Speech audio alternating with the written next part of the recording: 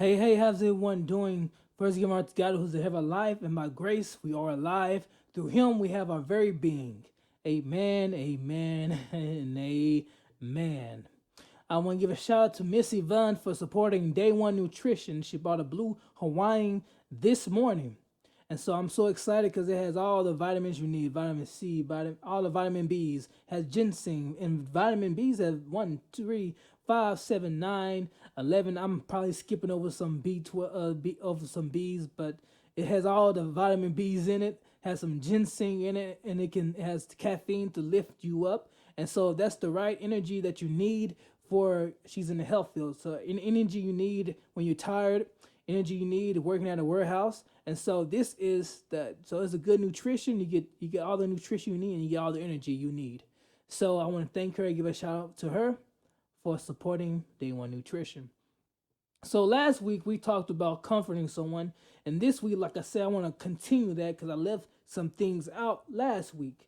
And so I added to the notes so you can go back and look at some more verses, look at some more information I posted in my document that I published in Google Docs. So on that same document, here's a part two: what comforting someone is and what comforting someone isn't. And so you may find that you may be guilty of some things. I know I found myself guilty of some of these things. So I want to start.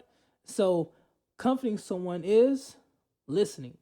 I've taken two speech classes, one in a community college that's public speaking, and one at University of Texas at Arlington. That's for a technical speech class. So for my electrical engineering degree, we must take a technical speech class. It's different from a public speaking class. It's the same concepts, but since it's for that degree, they say you must take a technical speech class.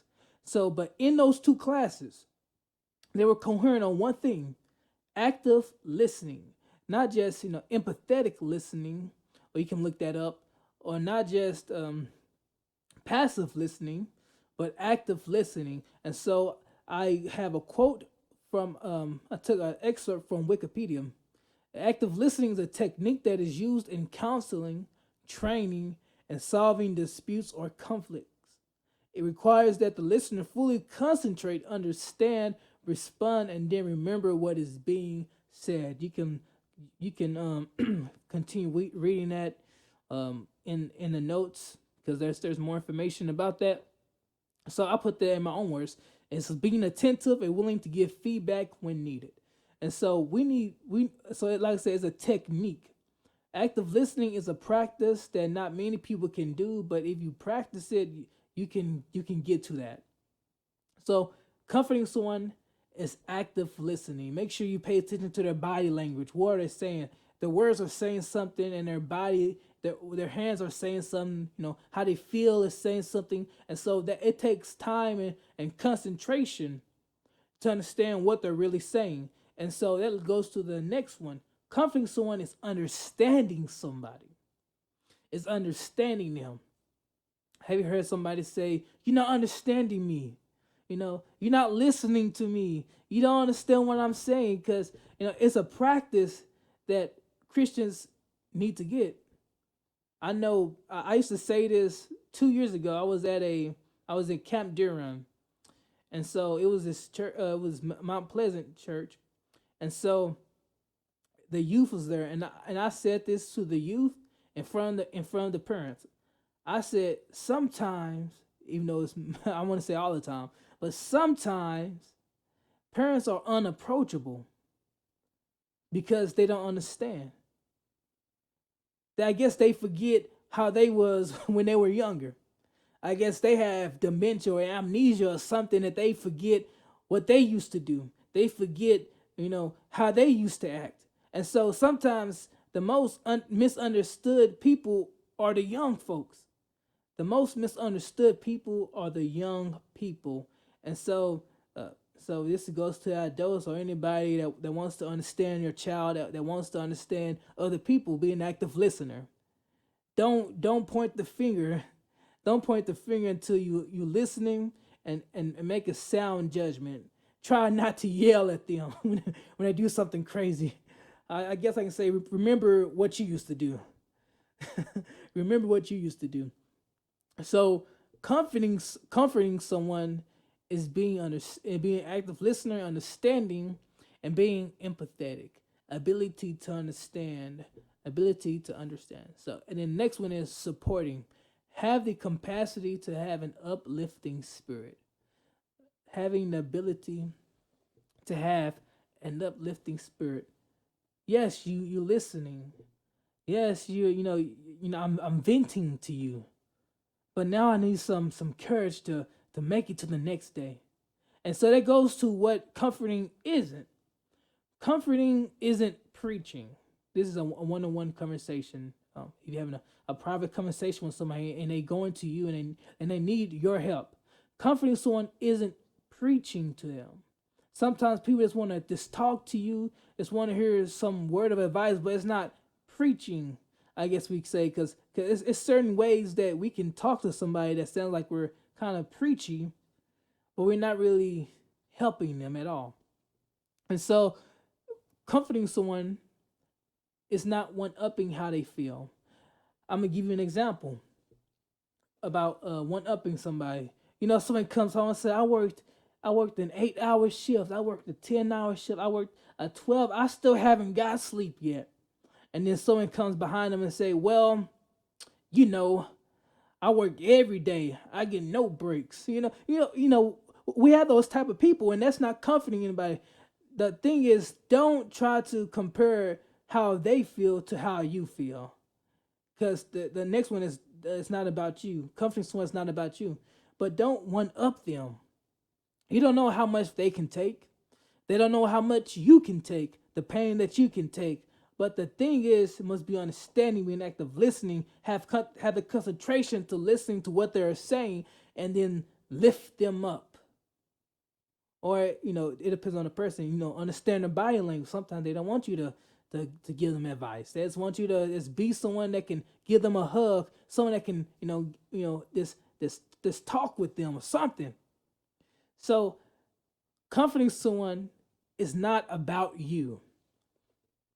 Comforting someone is not about you. I'm guilty of being preachy at times when I'm trying to comfort somebody. And sometimes with my brother, I try to one up him. He works certain hours. I said, okay, I work 10 more hours than you, so you can't be complaining. We one up each other, and so that's something I need to get out the habit of doing. So it's not about you. When someone comes to you with a problem, it's not about you. Understand the body language, because sometimes your testimony can be something uplifting, but not every time with everybody your testimony should be used. Cause understand the person you're talking to, because not everybody want to hear your testimony. Some people just want to have someone to talk to. Don't always put yourself in somebody's problems. If that makes sense to anybody, don't put yourself in somebody's problem. And then comforting someone is not "I told you so." Comforting someone is not "I told you so." This goes back to the parents. We have that old grandma, we have that old grandpa, we have that mother. It said, "I told you so. You didn't listen to me." And then the kid feeling resentful. so so that's something that we shouldn't do. We can go back to the prodigal son. The prodigal son, the father had open arms. He even threw a party for his son that left. The father didn't say, "I told you so. You left me. You left all the goodness and all the inheritance." What he did, the father welcomed his son in. He welcomed his son back. So we can take examples from the Bible, just like God has open arms for us. We should have open arms for our brothers, have open arms for our sisters, have mothers and fathers have open arms for your sons and daughters. Be comforting of one another. Not "I told you so. You didn't listen to me, but you went and you did it." I told you so. you know. So comforting someone is not lying to them. Comforting someone is not lying to them. So sometimes when we use that when people die, we tell just to lighten the burden, we tell comforting lies. Or when somebody does something wrong, we trying to soften it and tell them lies. But I suggest love and truth. Comforting someone with love and truth, not just truth. I think I talked about this a month ago. You know, we can have love and we can have truth.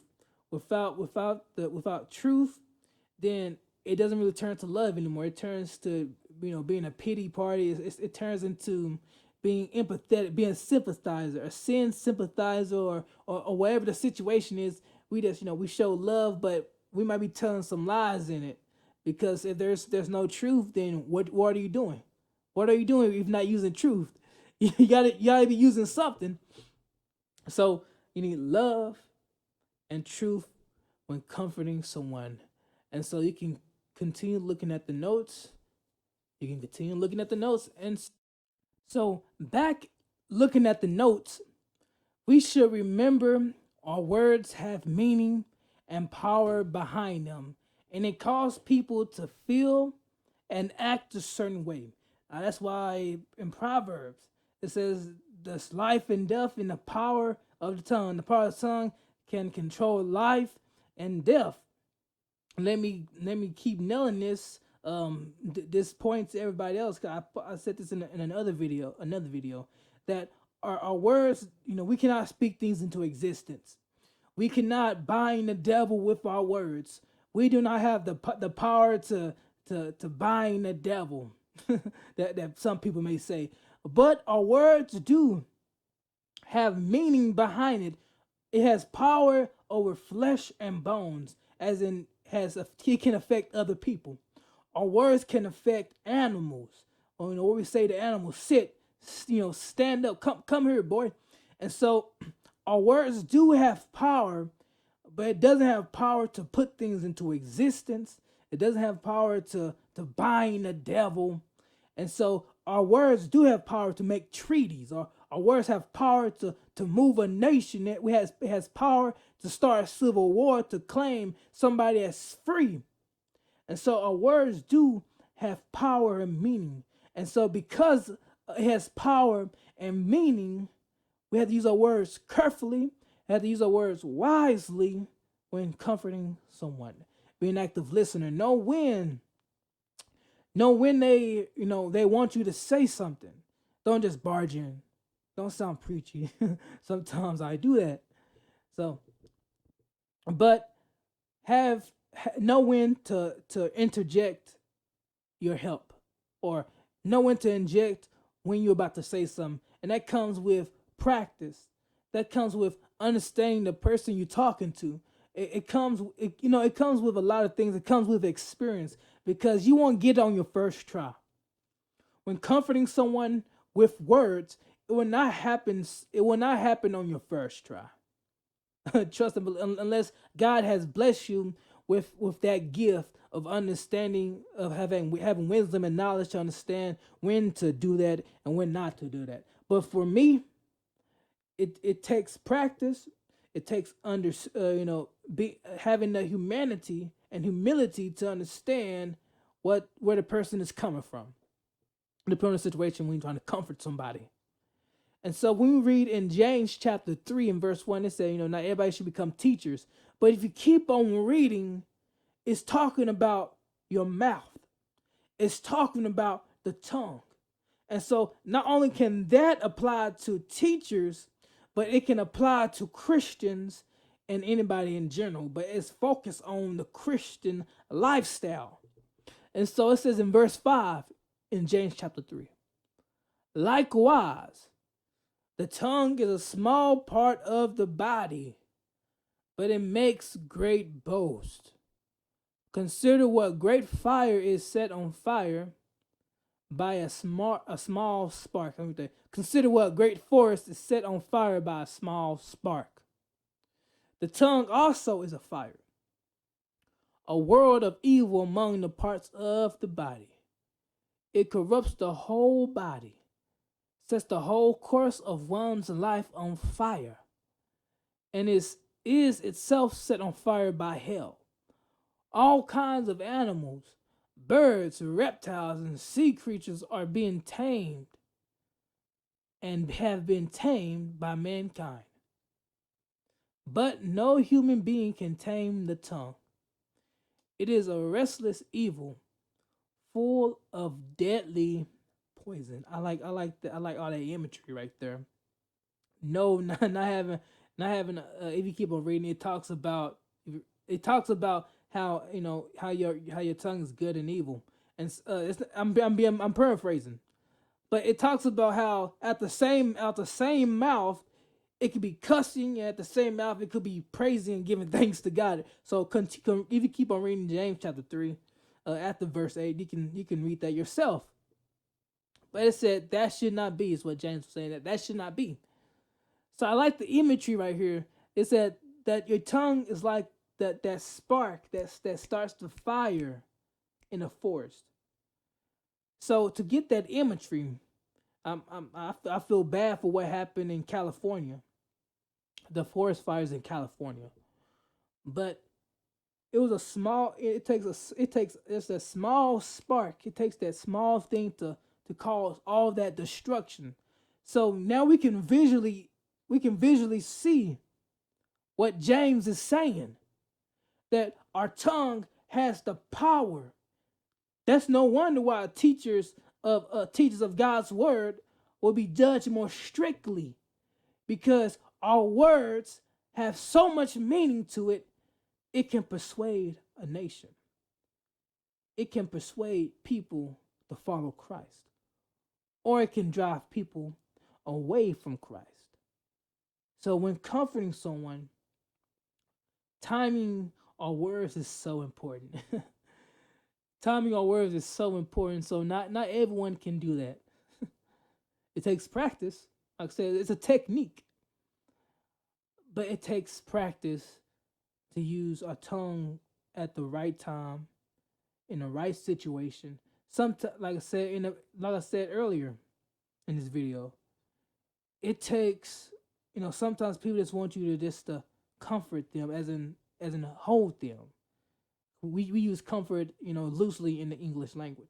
You can hug on them, just be there, be a friend for them.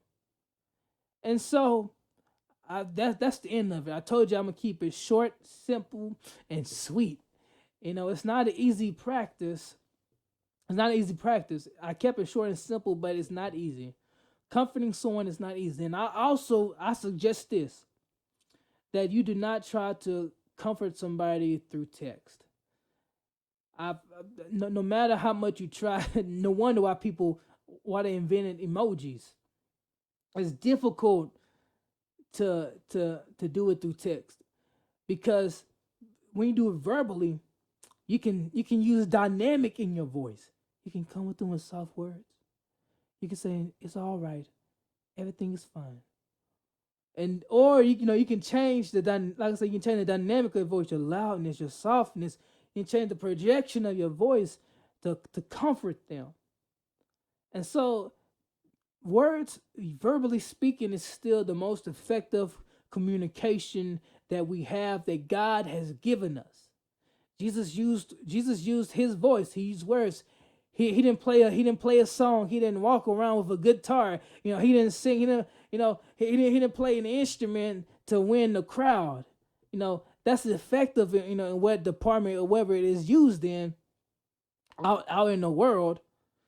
But within, use words. Jesus used words to move men and women. He used words to bring people to him, to draw people to him.